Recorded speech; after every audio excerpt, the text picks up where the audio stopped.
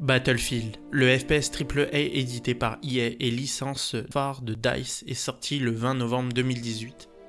Après un scandale sur le système économique très discutable de Battlefront 2, faut-il avoir peur de BF5 ? Personnellement, non, mais comprenez-moi bien que tout n'est pas rose dans ce Battlefield 5 non plus.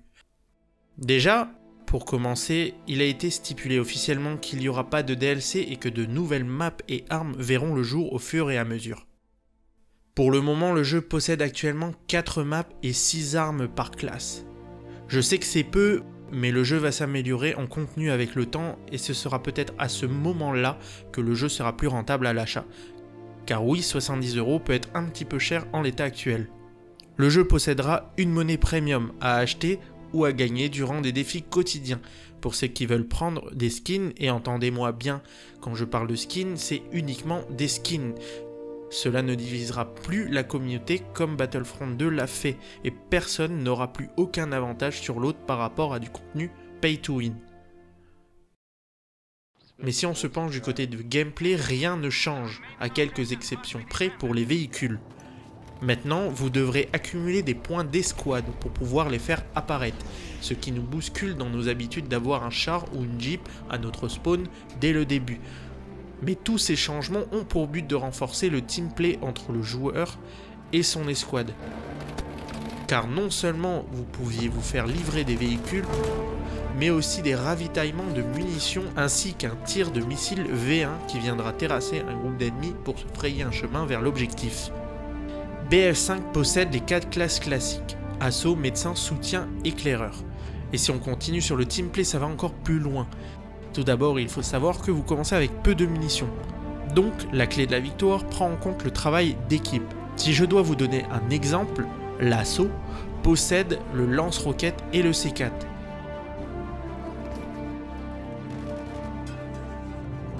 Mais vous avez que 2 roquettes, pas assez pour détruire un tank de face. Il vous faudra compter sur le soutien pour vous ravitailler en munitions.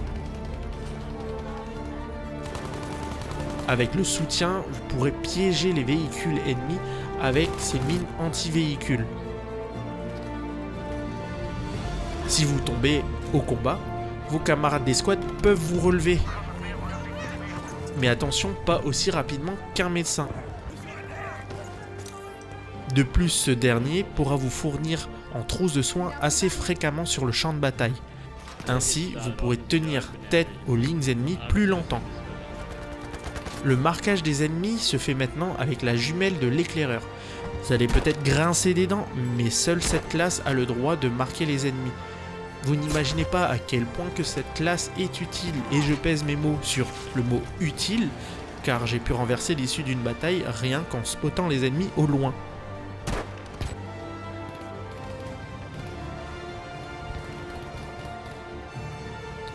Je pense que vous commencez à comprendre l'importance du mot teamplay dans ce Battlefield.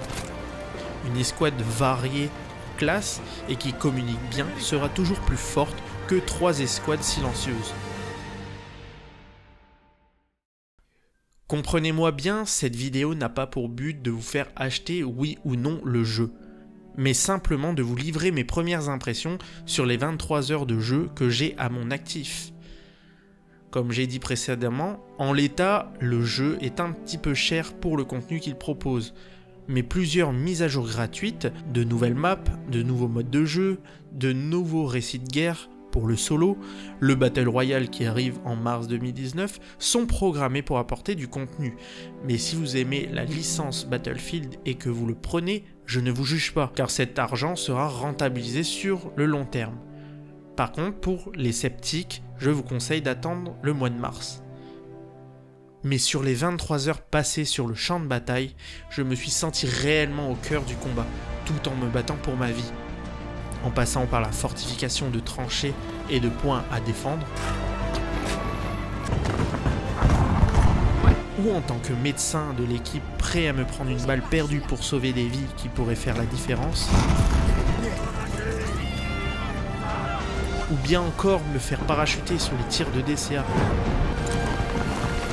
de me battre dans les collines enneigées sous un blizzard épais,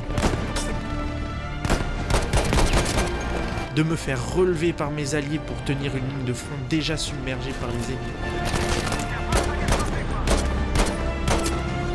Et durant toutes ces heures passées sur le jeu, je ne me suis pas lassé une seule seconde.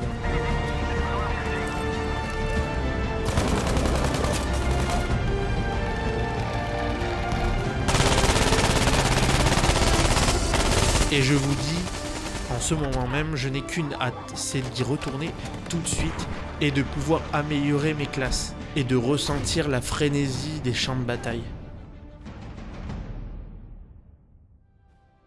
C'est une intensité que j'ai retrouvée des combats de Battlefield que j'avais perdus avec Battlefield Hardline. Battlefield 5 a un visuel à couper le souffle et un sound design aux petits oignons. Ce Battlefield est pour moi une réussite, du moins partiellement, vu que le contenu arrive au fur et à mesure, mais une question demeure quand même en suspens. Est-ce que le suivi sera satisfaisant sur le long terme? L'avenir seul nous le dira. Mais vu la grogne des joueurs sur Battlefront 2, EA n'a plus le droit à l'erreur s'ils veulent se faire pardonner. En tout cas, ça m'a fait plaisir de vous en parler. Dites-moi en commentaire ce que vous pensez de Battlefield 5. Lâchez un petit like si la vidéo vous a plu, ou un dislike si la vidéo vous a pas plu. Et je vous dis à la prochaine vidéo. Tchuss!